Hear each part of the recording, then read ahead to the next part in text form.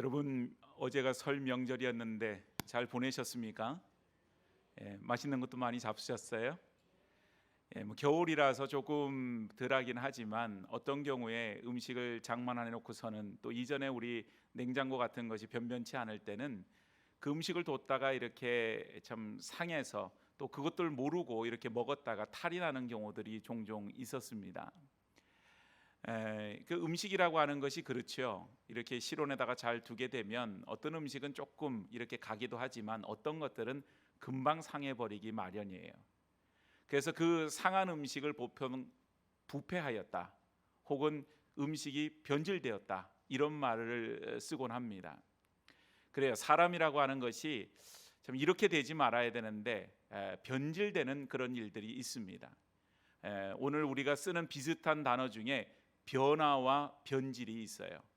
변화라고 하는 것은 긍정적으로 바뀌어지는 것을 보통 변화하였다, 이렇게 말을 합니다. 새롭게 되어지고 변화되어져서 또 하나님 보시기에 더 좋은 길로 가는 것이 우리가 변화의 길로, 이렇게 얘기를 하자면, 변질은 보통은 좋지 않은 방향으로 변질되는 것, 바뀌어지는 것, 그걸 변질되었다, 이렇게 얘기를 해요. 심히 부패하기 쉬운 모든 것들 중에 가장 부패하기 쉬운 것이 성경에서 뭐라 그럽니까? 사람의 마음이라 그래요. 그래서 여러분, 우리는 모두가 다 부패하기 쉬운 존재임을 알고 변질되지 않도록 늘 조심하고 힘써야 될 줄로 압니다. 오늘 본문을 보니까 솔로몬의 얘기가 나오는데 우리는 솔로몬을 지혜의 왕으로 그렇게 알고 있습니다. 그렇지요. 하나님께서 솔로몬에게 지혜를 주셨지요. 오늘 솔로몬이 기도했던 것이 열왕기상 3장 9절에 보면은 기록이 되어져 있습니다. 솔로몬이 뭐라고 기도했냐면, 주의 백성을 재판하여 선악을 분별하게 하옵소서. 하나님이 내게 무엇을 해주랴, 이렇게 물으셨을 때에 솔로몬이 대답한 내용입니다. 하나님, 저에게 지혜를 주셔서 이 백성을 이렇게 잘 재판하여서 선악을 분별할 수 있는 그런 능력을 주십시오. 오늘 이 솔로몬의 대답이 얼마나 하나님 마음에 합하였던지, 솔로몬에게 지혜를 주시고 솔로몬이 구하지 않은 부귀와 영화에까지도 허락하여 주셨어요. 오늘 그 유명한 솔로몬의 재판의 내용을 우리는 알고 있습니다. 두 여인이 한 아기를 데리고 와서 두 여인이 공이다, 이 아이가 내 아이라고 주장을 하는 거죠. 솔로몬의 지혜로운 판결은 무엇이었습니까? 그 아이를 반으로 나누어서 각각 나눠주라 라고 하는 뜻밖에도 대단히 끔찍한 그런 판결을 내리게 되어집니다. 그런데 이 아이의 진짜 엄마는 어떻게 하나요? 이 아이를 저 여인에게 주십시오. 그래서 이 아이를 반으로 쪼개서 죽이는 일을 하지 마시고 이 아이를 저 여인에게 주십시오, 이렇게 말을 합니다. 가짜 엄마는 뭐라고 얘기를 해요? 그래요, 좋습니다, 이 아이를 반으로 나눕시다, 그렇게 얘기를 하지요. 아이에 대한 그 모성애를 가진 그 엄마의 진짜 마음을 헤아려서 솔로몬이 그 아기를 저 여인에게 주라고 그 아기를 말했던 그 진짜 엄마에게 이 아기를 돌려주는 그런 지혜로운 판결을 하게 됨을 보게 되지요. 오늘 이 판결이, 솔로몬의 판결이 정말 솔로몬의 지혜를 대변하고 있는 그런 판결이라 우리는 그렇게 알고 있고, 이와 같은 얘기 때문에 솔로몬은 지혜의 상징처럼 여겨지는 것이 있습니다. 실질적으로 솔로몬은 잠언을 지었고, 물론 거기에는 또 다른 사람의 잠언도 포함되어 있지만 대부분 솔로몬의 잠언이 있고, 그리고 전도서도 솔로몬이 지었다, 이렇게 알려져 있습니다. 성경의 대표적인 지혜의 그런 이렇게 그 글들을 솔로몬이 기록하고 있다. 그러므로 솔로몬이 지혜의 사람이라고 하는 데는 의심의 여지가 없습니다. 오늘 솔로몬의 지혜가 얼마나 많았는지를 설명해 주는 구절이 있죠. 열왕기상 4장 30절 말씀을 살펴보겠습니다. 솔로몬의 지혜가 동쪽 모든 사람의 지혜와 애굽의 모든 지혜보다 뛰어난지라. 솔로몬의 지혜를 그 근동 어떤 사람들도 견주어서 비교할 만한 사람이 없었다고 하는 거예요. 그래서 근동에 있는 사람들이 솔로몬에게 지혜를 구하기 위해서 그 왕들이 신하들을 보내어서 지혜를 구하고자 했던 그런 일들이 있었다, 그렇게 설명을 하고 있습니다.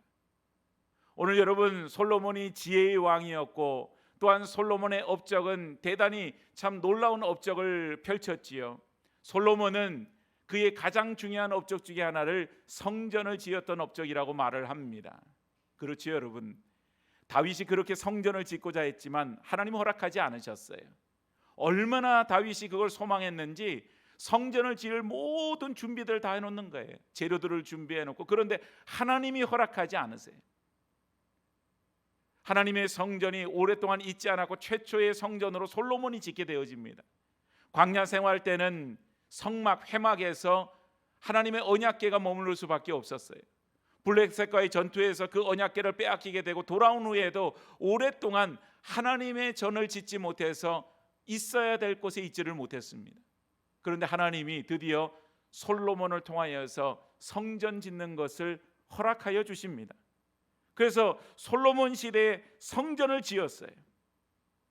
오늘 이렇게 지혜가 출중하고 하나님의 성전을 짓고 하나님이 주신 부귀와 영화가 너무나도 놀라워서 솔로몬 시대와 같은 그런 아주 황금기가 없었다, 그렇게 설명을 할 정도로 솔로몬의 시대는 대단했었어요. 그런데 여러분, 오늘 우리가 열왕기상 11장의 말씀을 우리가 함께 읽었는데 거기에 그런 내용이 있습니까? 없어요. 오히려 솔로몬이 어떻게 이렇게 됐지 싶을 정도로 솔로몬의 삶이 하나님 보시기에 완전히 거꾸로 되어지는, 이게 솔로몬이 맞나 싶을 정도로 범죄함으로 죄악 가운데 놓여지는 솔로몬의 삶을 보게 되어집니다. 11장에 보니까 솔로몬이 많은 이방 여인들을 사랑하여서 아내를 많이 두었다 그랬어요. 오늘 여러분 3절 말씀에 보니까는 왕의 후궁이 700명이요 첩이 300명이라 그렇게 설명합니다. 합이 몇 명이에요? 1000명이에요. 옛날 저희 어렸을 때는 뭐가 유행했냐면은 우표를 수집하는 게 유행이었어요. 근데 그 우표를 수집할 때 보면은 묻지도 따지지도 않고 그냥 새로운 우표가 나왔다 그러면 우체국 앞에 줄 서 있다가 그 우표를 사는 거예요. 그리고는 그 우표를 어떤 목적에 의해서가 아니라 그냥 막 수집을 해놓습니다. 오늘 여러분 솔로몬이 그 아내들을 두는 걸 보면 마치 그런 모습이 생각이 나요. 이게 결혼 생활을 하고자 하는 것인지 그냥 많은 여인들을 그냥 수집하는 것인지 알 수 없을 정도로 이상한 짓을 하죠. 신명기에서는 왕에게 아내를 많이 두지 말 것을 하나님 명령하십니다. 그런데 오늘 솔로몬은 수많은 이방의 여인들과 결혼을 합니다. 그 이유는 바로 그 이방 여인과의 결혼을 통하여서, 정략 결혼을 통하여서 자신의 나라를 더욱더 곤고하게 하고자 하는 그런 목적을 가지고 결혼했던 부분들이 있지요.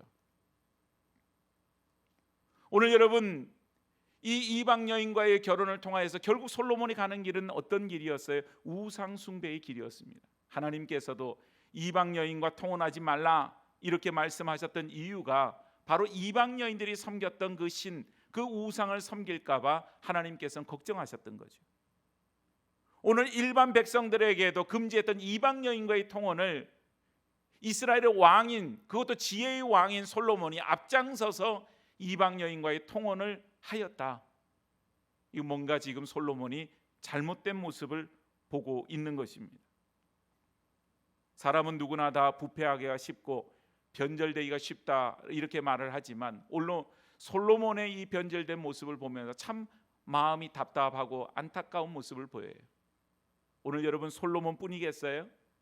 우리 모두가 다 솔로몬과 같은 길을 걷기가 쉬운, 우리는 심히 부패하기 쉬운 우리의 마음이 있다라고 하는 사실을 기억해야 될 줄로 압니다.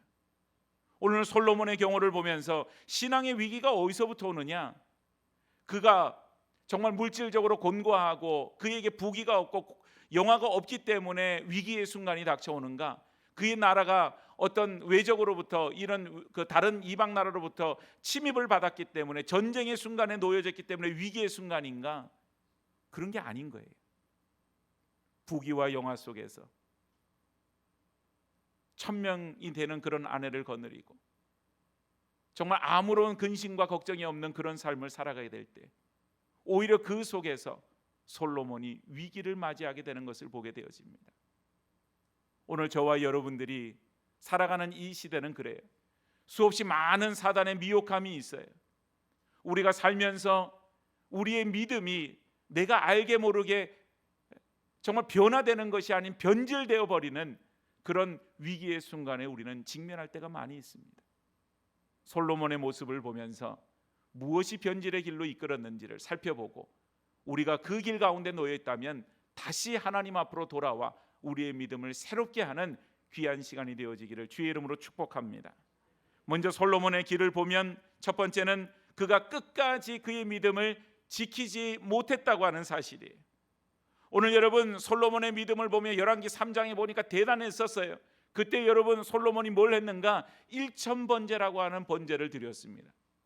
오늘날도 교회에 보면은 1000번제 헌금을 드리는 교회들이 있거든요. 그런데 1000번제라고 하는 것이 어떤 의미입니까? 매일 한 마리씩 하나님 앞에 제물을 드려서 제사를 드리는 것인가요? 아니에요. 그거는 그런 생각을 하시면 그건 오해하고 있는 거예요. 1000번제는 그냥 1000마리의 제물을 가지고 하나님 앞에 제사를 드리는 것을 말합니다. 여러분 1000마리의 제물을 하나님 앞에 드린다. 아무리 그 당시 부유했던 솔로몬이라 할지라도 그 당시 왕의 그런 권세가 대단하다 할지라도 그것은 경제적으로 여러 가지 측면에서 쉬운 일이 아니었어요. 그런데 하나님 앞에 이와 같은 일을 하였다. 뭘 말합니까? 솔로몬이 하나님 앞에 어떤 마음을 가지고 있었는지를 보여주고 있어요.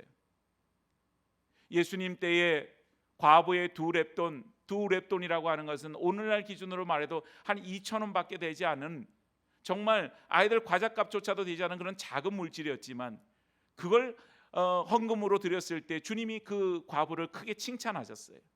왜 그렇습니까? 그는 그의 생활비 전부를 드렸다. 바로 그런 것으로 하나님 앞에 전부를 드렸다. 그 마음을 드렸다. 그것으로 하나님이 칭찬하세요. 오늘 여러분 솔로몬이 1000마리의 제사를 하나님 앞에 드린 것 엄청난 것으로 드렸기 때문에 그것도 있지만 그만큼의 마음을 하나님 앞에 드렸기 때문에 솔로몬이 칭찬을 받아요. 그리고 그때 그날 밤에 하나님이 솔로몬에게 나타나셔서 묻습니다. 내가 무엇을 내게 해주랴? 그때 구했던 것이 뭡니까? 바로 지혜를 달라라고 하는 그런 것이었어요. 얼마나 하나님께서 그 마음에 그 말이 들었는지 하나님께서 구하지 않은 그런 부귀와 영화까지도 허락하여 주시죠. 솔로몬이 부귀 영화를 누리면서 살아갈 때 솔로몬이 변질되기를 시작해요. 오늘 여러분 본문 6절 말씀을 다시 한번 살펴보시죠. 6절 말씀입니다. 솔로몬이 여호와의 눈앞에서 악을 행하여 그의 아버지 다윗이 여호와를 온전히 따름같이 따르지 아니하고 하나님 눈앞에서 뭘 행했다고요? 악을 행하였다. 그리고는 비교의 대상이 되었는데 누굽니까? 다윗이 여호와를 온전히 따름같이 따르지 않았다. 여러분 다윗도 실수하였고 다윗도 죄악을 저질렀잖아요. 밧세바를 범하고 그의 남편이었던 우리아를 전쟁 제일 앞에 세워서 죽게 만든 것이 다윗이었습니다. 이런 엄청난 죄를 저질렀지만 다윗은 하나님 앞에서 말씀을 그 순간에 잠깐 떠났지만은 우상 숭배의 범죄로 그 말씀 앞에서 다시 돌아오는 그런 일들을 하였어요. 그러나 솔로몬은 그와 같지 않았다고 하는 사실입니다. 처음에는 하나님을 온전히 따랐어요. 그래서 지혜를 구하고 정말 그 백성을 하나님의 뜻대로 말씀대로 이끌기를 정말 열심으로 다하였어요. 그러나 그가 변질되었을 때는 하나님 말씀을 더 이상 따르지 않습니다. 우상 숭배의 길로 갔던 거예요. 오늘 여러분 우리가 이 땅 가운데 살면서 여러 가지 힘든 것이 많이 있지만 그 중에 힘든 것이 뭔가 하면 초지일관 처음 마음을 끝까지 잘 지키는 일입니다. 오늘 우리의 삶이 힘들면 힘든 대로 힘들길 때문에 우리의 마음을 잃어버릴 때가 있어요. 우리의 마음이 편안하고 부유하면 부유한 대로 그 부유함 때문에 우리의 마음을 잃어버릴 때가 있습니다. 오늘 여러분 바로 솔로몬이 처음에는 하나님을 찾았어요. 하나님께 마음을 두었고 하나님 인도하심을 받았어요. 그러나 그가 안락함에 취해져 있었을 때는 하나님의 말씀을 떠나고 말았습니다. 오늘 우리의 신앙은 어떻습니까? 우리가 하나님을 처음 만났을 때의 그 마음으로 또한 우리가 하나님 말씀 앞에서 우리 자신을 날마다 돌아보기를 힘쓰고 하나님 앞에서 우리가 믿음 생활하는 일에 게을러하지 않나요? 우리가 그 은혜를 잊어버릴 때가 얼마나 많은지 모릅니다. 어려운 일을 당했을 때는 하나님을 그 어려운 일 때문에 멀리하여, 편안해졌을 때는 편안함 때문에 또한 하나님을 따르지 않습니다. 오늘 우리 신앙인의 자세가 왔다 갔다 할 때가 너무 많은 거예요. 성도의 신앙이 냄비 같지 말아야 된다고 하는 말을 참 많이 씁니다. 그 양은 냄비라고 하는 냄비가 있죠. 보통 가정에서도 가끔 쓰기도 하고, 또 무엇보다도 이제 라면 끓여 먹을 때 거기다 끓여 먹으면 맛있다, 그래서 양은 냄비를 많이 쓰는데, 실질적으로 과학적으로 조사를 해봤어요. 그래서 이런저런 그릇들을 놓고 끓여서 라면을 먹어봤더니 어떤 냄비에다가 끓인 라면이 제일 맛있냐, 그리고 먹었더니 그 조사 결과도 양은 냄비였대요. 그래서 도대체 왜 이렇게 양은 냄비에다가 라면 끓여 먹으면 맛있나, 그리고는 그거를 조금 연구를 해봤더니 이 양은 냄비의 특징이 굉장히 빨리 끓는 거예요. 막 그냥 화력에 의해서 막 빨리 끓어요. 그리고 나서는 또 어때요? 반대로 빨리 식어요. 그래서 그 냄비에다가 끓이면 맛이 좋더라, 이런 이제 그 실험을 해본 그런 것들도 있었습니다. 그러나 여러분, 오늘 우리 신앙이 마치 양은 냄비처럼 막 끓을 때는 하나님 앞에 전부를 다 바칠 것처럼, 하나님 앞에 내 목숨을 내어놓을 것처럼 그렇게 하다가 어느 순간에 식어질 때에는 하나님을 떠나서 내 마음대로 살고자 하는 그런 모습으로 서 있게 된다면, 그런 온전한 신앙이라고 보기가 참 어렵지요. 솔로몬의 시작은 너무나도 좋았어요. 온전히 하나님 앞에 마음을 드렸고, 온전히 하나님 앞에 헌신하였고, 누구보다 하나님 마음에 합했던, 누가 봐도 역시 솔로몬은 다윗의 아들이다, 그렇게 인정할 만큼의 그런 믿음을 소유했어요. 그런데 여러분, 시간이 지나면서 솔로몬의 그 믿음은 변질되었습니다. 오늘 여러분, 우리의 심령이 부패하기 쉽다 그랬어요. 부패하기 쉬운 그런 심령은 아무짝에도 쓸모가 없게 되죠. 부패한 음식이 먹지 못하는 것처럼 심령이 부패하는 순간 그 심령은 하나님 앞에 쓰임을 받지 못하게 되어집니다. 사랑하는 여러분, 솔로몬의 시작이 끝이 되지 못했던 안타까움이 있어요. 오늘 우리는 어떻습니까? 처음에 시작했던 그 믿음에서 그 믿음을 계속 유지하는 정도가 아니라 계속해서 발전하고, 하나님과도 점점 가까워지고, 날마다 하나님과 교제하고 하나님 안에서 우리가 서 있게 됩니까? 아니면 오히려 시간이 지나면서 점점 하나님과 멀어지게 되고, 하나님 말씀보다는 내 생각이, 하나님의 뜻보다는 내 뜻이 우선되어지는 그런 삶을 살아가고 있지는 않습니까? 오늘 끝까지 믿음을 소유하고 지키는 하나님 나라 백성 되어지기를 축복합니다. 두 번째는, 솔로몬의 그런 위기는 바로 하나님 말씀을 떠난 위기였다고 하는 사실이에요. 오늘 보면 7절과 8절 말씀을 다시 한번 살펴보겠습니다. 모압에 가증한 그모스를 위하여 예루살렘 앞 산에 산당을 지었고, 또 암몬 자손에 가증한 몰록을 위하여 그와 같이 하였으며, 그가 또 그의 이방 여인들을 위하여 다 그와 같이 한지라. 그들이 자기 신들에게 분향하여 제사하였더라. 오늘 우상 숭배를 위하여서 솔로몬이 했던 게 뭐냐면 산당을 지었어요. 우상 숭배를 하는 장소입니다. 아까 말했지만 솔로몬은 성전을 지었던 사람이에요. 거룩함으로 하나님 전을 제일 먼저 지어서 하나님께 봉헌드린 그런 사람이었어요. 그 손길로 산당을 짓습니다. 우상 숭배하는 그런 장소를 짓습니다. 얼마나 무서운 일인지 몰라요. 오늘 말씀을 떠난 그 가운데에서 죄의 모습만이 남게 되어지죠. 오늘 말씀이 솔로몬에게 살아 있었더라면 적어도 우상 숭배의 길을 걷지 않았을 텐데, 죄악 가운데 그 길을 향하여 달려가기를 멈추지 않습니다. 여러분, 우상 숭배는 하나님 제일 싫어하시는 것 아니에요? 미워하시는 것. 10계명 중에 제1계명이 무엇입니까? 나 외에 다른 신을 내게 있게 하지 말지니라. 2계명은 무엇입니까? 나를 위하여 새긴 우상을 만들지 말라. 너를 위하여 새긴 우상을 만들지 말라. 우상을 섬긴다고 하는 것은 하나님 나라 백성으로서의 삶을 포기하는 일이에요. 하나님 나라 백성은 하나님의 통치하심 아래에 있는데, 우상은 그러지를 않습니다. 우상은 우리의 삶을 이끌 수가 없어요. 우상은 사람의 손으로 만든 것입니다. 그래서 우상은 보지도 못하고 먹지도 못하고 그는 냄새도 맡지도 못해요. 그러나 여러분, 사람들이 우상을 만들어 놓고 그 우상을 통해서 자기의 욕망을 이루고자 합니다. 그러다 보니 우상에는 많은 정성을 기울여요. 우상치고 초라한 우상이 없습니다. 우상은 화려합니다. 때로는 금으로 장식을 하기도 하고 그 규모가 어마어마하게 큰 것을 보게 되어져요. 그래서 우상 앞에 제물을 갖다 바칠 때에는 한없이 그냥 온 마음을 다해 갖다 바쳐요. 왜냐하면 그것을 통하여서 내 소원이 이루어지기를 소망하기 때문에, 그 크기만큼 내 소원이 이루어지기를 원하는 것입니다. 오늘 여러분, 하나님은 우리의 삶의 주인이시죠. 그래서 우리가 주인이 아니에요. 우상 숭배를 하는 사람들 입장에서는 자신이 주인이에요. 우상은 오히려 자기의 욕망을 이루어지는 도구에 불과합니다. 그러나 하나님 앞에서 우리는 반대예요. 하나님 말씀 앞에 순종해야 되고, 하나님 말씀대로 살아가야 되고, 하나님이 우리에게 갑이 되어 주시고 우리는 을일 뿐이에요. 우상 숭배와 정반대인 것이죠. 오늘 우리는 하나님 말씀대로 살 때 하나님께서 만나와 메추라기로 구름기둥 불기둥으로 하나님께서 우리를 먹이시고 입히시고 우리 가운데 채우시고 공급하시고 인도하여 주신다고 하는 사실입니다. 솔로몬에게 부족함이 없었어요. 오늘 여러분, 솔로몬이 왜 부족함이 없었습니까? 하나님이 그에게 부귀와 영화를 주셨기 때문에 그래요. 그래서 여러분, 솔로몬의 부요함, 다윗의 부요함, 그것은 다 무엇입니까? 시편 23편에 고백하는 것처럼 여호와는 나의 목자시니 내게 부족함이 없으리로다.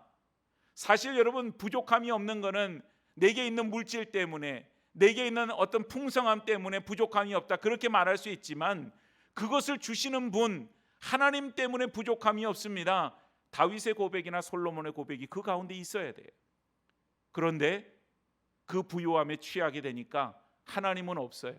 그냥 여호와는 나의 목자셔서 내게 부족함이 없는 것이 아니라 내게 물질이 풍성함으로, 내게 있어서 먹을 것이 풍성함으로, 내게 있어서 환경이 좋음으로 내게 부족함이 없으리로다. 그런 고백에 잘못된 고백으로 나아가게 되는 것입니다. 오늘 여러분, 이것은 솔로몬에게 문제였고 위기의 순간이었어요. 그러다 보니 하나님 말씀 떠나서 자기 마음대로 하는 일에 주저하지 않습니다. 이방 여인과 결혼하는 일에 주저하지 않아요. 이방 여인의 위에서 산당을 짓는 일도 주저하지 않습니다. 여러분 생각해 보세요. 정략 결혼을 통해서 1000명의 아내를 두는데 아마도 그 중에 많은 여인들은 이제 그 결혼식 날 외에는 왕의 얼굴을 보지 못했던 많은 여인들이 있었을 겁니다. 그리고 여러분, 1000명을 1번부터 1000번까지 딱 번호를 매겨놓고 왕과 이렇게 대면해서 왕과 하룻밤을 보낸다 이렇게 생각을 하면 자기 순번 돌아오려고 그러면 얼마나 기다려야 될 것 같아요? 한 3년 기다려야지 얼굴 한번 보는 거예요. 꼭 어떤 사람은 그러지도 못할 거고 5년이 될지 10년이 될지 아니면 평생이 될지 모릅니다. 그러니 이 여인들은 어떻습니까? 그 마음의 헛헛함을 어떻게 할 길이 없어요. 그러니 그 외로움과 그 마음을 달래줄 것은 자기가 섬기던 신, 그걸 내가 섬기면서, 이곳에서 섬기면서 그 신 앞에 제사하고 그 신 앞에서 내가 살아가는 것, 그걸 통해서 내가 위로를 받고 위안을 삼기를 원했던 거예요. 그래서 아마 왕에게 요구했겠죠. 내가 내 신에게 예배할 수 있는 산당을 지어달라. 왕은 그 여인들의 부탁을 들어주었습니다. 거부하지 않았어요. 오늘 여러분, 우리의 삶에 있어서 무엇이 부족하다고 느끼세요? 오늘 그 부족함으로 인해서 하나님을 붙들고 의지할 수 있다면 그 부족함은 부족함이 아니라 은혜요 축복인 줄로 믿습니다. 오늘 여러분, 우리가 부족할 때 하나님 붙들고 하나님 의지하게 되지, 내가 넉넉하면요 사람은 누구나 할 거 없이 하나님 앞에 의지하지 않으려고 해요. 간절함이 없어져요. 나태함밖에 남지 않아요. 다윗도 그랬고 솔로몬은 또 그랬던 것입니다. 그래서 여러분, 나의 약함이나 나의 가난함이나 나의 실패나 나의 고난이나 나의 부족함이나 나의 어려움이나 그것들이 우리 가운데 있을 때 그 일들 가운데 역사하시는 하나님, 채우시는 하나님, 공급하시는 하나님, 우리를 이렇게 세워주시는 하나님으로 인하여서 그 부요함으로 인해서 우리가 감사할 수 있기를 바랍니다. 그래서 여러분, 부족하다고 좀 우리가 실패하고 뭐 이런저런 어려움이 있다고 낙심할 게 없어요. 왜냐하면 다윗의 고백처럼 여호와는 나의 목자시니 내게 부족함이 없으리로다. 오늘 하나님만 계시면 우리에게 부족함은 더 이상 부족함이 아닌 거죠. 하나님이 나를 먹이시고 나를 입히실 것이기 때문인 것이죠. 사랑하는 여러분, 오늘 여러분 우리는 성도로서 하나님 말씀을 붙들어야 돼요. 하나님 말씀을 붙든다고 하는 것은 하나님을 붙드는 삶입니다. 하나님 말씀 속에는 세상을 이길 힘이 있어요. 세상을 살아갈 수 있는 진리가 있습니다. 하나님 말씀을 떠난다고 하는 것은 하나님을 떠나는 일과 같습니다. 하나님 떠나면 내 마음대로 내 뜻대로 내 생각대로 살아 좋을 것 같지만 그거는 죄악의 길이에요. 그래서 탕자의 삶처럼 아버지를 떠나서 결국 내 손에 얻어지는 것은 돼지가 먹는 쥐염 열매를 먹고자 했지만 주는 이가 없더라. 탕자의 삶을 그대로 표현하고 있는 거예요. 오늘 우리가 하나님을 떠나게 되면 그래서 우리의 인생이 행복해지고 좋을 것 같지만 나중에는 내 손에 쥔 것이 없는, 아무것도 남은 것이 없는 그런 허망한 삶이 될 수밖에 없다고 하는 사실입니다. 죄의 삶은 분명히 망하게 되어져요. 오늘 하나님을 떠난 삶은 그와 같이 되어집니다. 사랑하는 여러분, 오늘 우리가 주의 말씀을 붙들어야 됩니다. 정말 이 마지막 때에 세상이 어지럽고 세상이 사단이 미혹하는 이 시대에 하나님의 말씀을 붙드는 것만이 우리의 살아갈 길인 줄로 압니다. 여러분, 예수님이 광야에서 사단에게 시험을 당하셨잖아요. 그때 사단이 시험할 때마다 예수님이 뭘 가지고 사단의 시험을 물리치셨어요? 하나님 말씀이었어요. 예수님도 하나님 말씀을 붙들고 하나님 말씀으로 사단과의 시험에서 승리하셨습니다. 오늘 여러분, 우리가 우리의 힘과 우리의 지식과 우리의 능력으로 세상 가운데서 사단과 싸워서 이길 수 있어요? 못 이깁니다. 넘어질 수밖에 없어요. 사단의 전략은 교묘해요. 오늘 솔로몬에게 다가온 것처럼, 다윗에게 다가온 것처럼 너무 교묘한 거예요. 죄를 짓고자 나아갈 때는요, 하나님 말씀을 떠나고 죄로 짓고 나아갈 때는 거기엔 브레이크가 없어요. 여러분, 다윗이 살았던 그 다윗궁, 다윗의 성, 다윗의 왕궁이죠. 그걸 가만히 이렇게 가서 보면은요, 원래 그렇지요. 왕이 사는 왕궁하고 일반 백성이 사는 그런 집하고는 거리가 떨어질 수밖에 없어요. 옆집이 아니에요. 그런데 다윗이 하나님 말씀을 떠났을 때 어떤 일이 생깁니까? 왕들이 출전할 때 본인 출정하지 않아요. 왜 그렇습니까? 이제는 신하들이 가서 다 싸워도 이길 수 있다, 그런 생각이 있었던 거예요. 그리고는 저녁 무렵에 일어나서 침상에서 일어나서 거기를 거닐지요. 그러다 보니 웬 여인이 목욕하는 걸 봐요. 맨눈으로 잘 안 보여요, 멀어서. 그런데 여러분, 하나님 말씀을 떠나고 죄로 달려갈 때는 브레이크가 없다 그랬잖아요. 브레이크가 없으니까 그런 사단이 일어나는 거예요. 오늘 우리의 삶을 붙잡아 주는 것, 우리에게 있어서 사실은 달려가는 것보다 때로는 브레이크로 우리의 삶이 멈추는 것이 더 중요할 터인데, 그 브레이크 역할을 하는 것이 뭐겠어요? 하나님 말씀이에요. 말씀을 통하여서 무엇이 바른 길인지, 말씀을 통하여서 무엇이 하나님 기뻐하시는 길인지를 알게 되어집니다. 사랑하는 여러분, 말씀을 떠난 길에는 죄의 길이에요.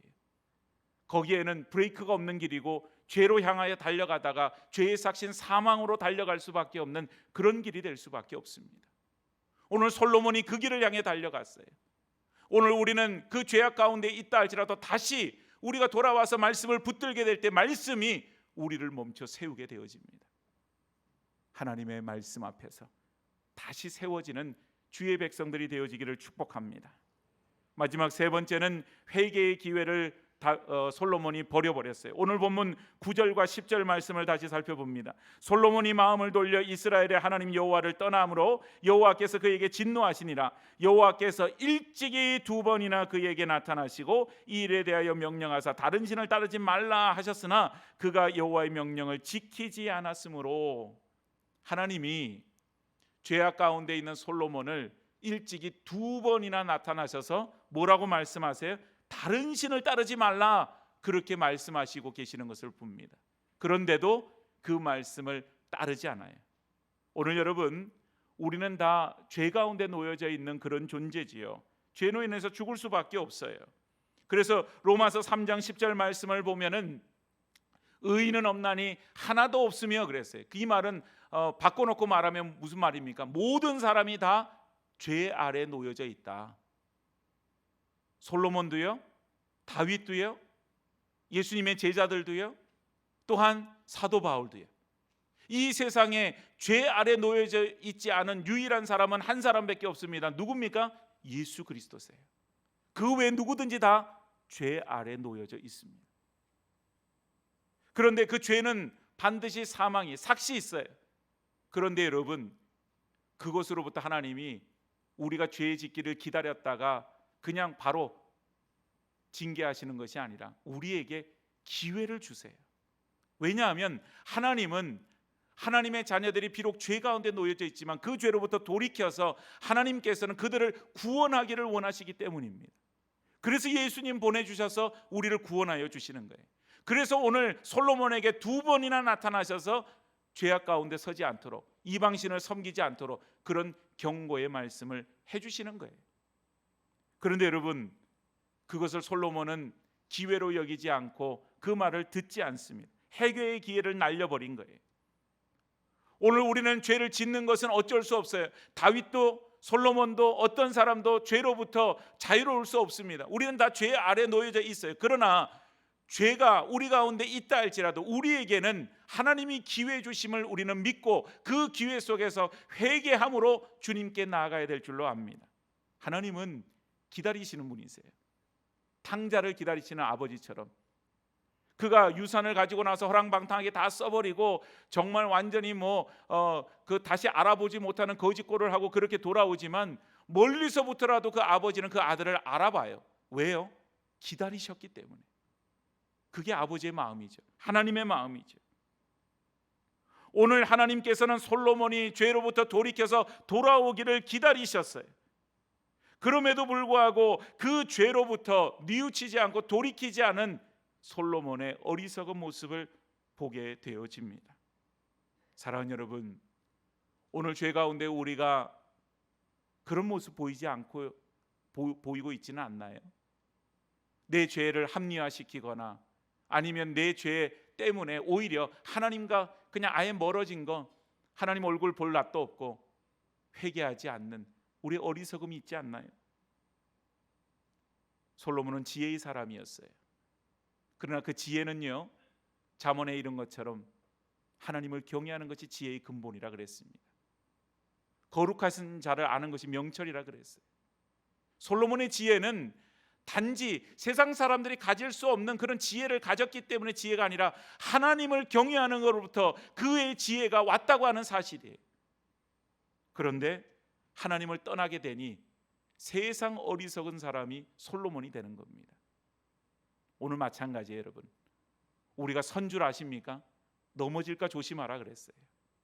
우리가 뭘 가지고 세상 속에서 내가 굳건하게 서서 뭔가를 그냥 세상에 어떤 도움 없이 그냥 자족하면서 내가 살아갈 수 있다 이렇게 생각할 수 있지만 하나님을 떠나게 되면 내게 물질이 부여하든지 하나님을 떠나게 되면 내게 지식이 풍성하든지 하나님을 떠나게 되면 내게 건강이 있든지 무엇이 있든지 그것은 아무짝에도 쓸모없는 일이 되어져요.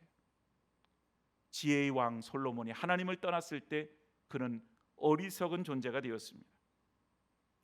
오늘 위기를 맞이하게 되었지만 그 위기조차도 깨닫지를 못하게 되어져요. 오늘 여러분, 솔로몬 아들 때에 와서 그 나라를 둘로 쪼개어서 하나는 신하에게 하나는 그의 아들들에게 주시는 그런 일들이 벌어지게 되었잖아요. 사랑하는 여러분, 지금이 어떤 순간입니까? 여러분 생각하실 때 내가 하나님 앞에 가까이 있고 말씀을 붙들고 있고 하나님을 경외함으로 내 안에 하나님이 주신 은혜와 지혜로 충만한 가운데 놓여져 있는 그 순간입니까? 아니면 하나님 말씀을 떠나서 내 안에 지혜보다는 하나님 경외하는 가운데 주시는 지혜보다는 세상의 어리석음으로 그것으로 지혜로 삼고자 하는 그런 모습이 우리 가운데 있습니까? 솔로몬의 위기는 물질이 없어서 위기가 아니었어요. 그에게 왕의 자리를 빼앗겼기 때문에 위기도 아니었어요. 그가 이제 나이 많아 늙어서 모든 분별력이 사라졌기 때문에 그저 육신적으로 낡아졌기 때문에 그것이 위기였느냐? 그것도 아니었어요. 하나님 말씀을 떠난 것이 위기였고, 하나님의 은혜를 저버린 것이 위기였고, 하나님 앞에 회개할 기회를 놓쳐버린 것이 솔로몬에게 위기의 순간이었습니다. 오늘 이 자리에 혹시 이와 같은 위기의 순간에 놓여져 있는 주의 백성들이 있다면 하나님께 다시 달려갈 수 있기를 축복합니다. 탕자가 아버지께로 돌아갈 때 살 길이 있었던 것처럼 우리가 하나님께로 가야만 살 길이 있고, 하나님을 붙들어야만, 말씀 앞에 서야만 우리의 살 길이 있는 줄로 믿습니다. 우리 모두가 다 솔로몬 같은 어리석음을 범하지 아니하고 하나님 말씀으로 돌아가 말씀으로 승리하는 주의 백성들이 되어지기를 축복합니다.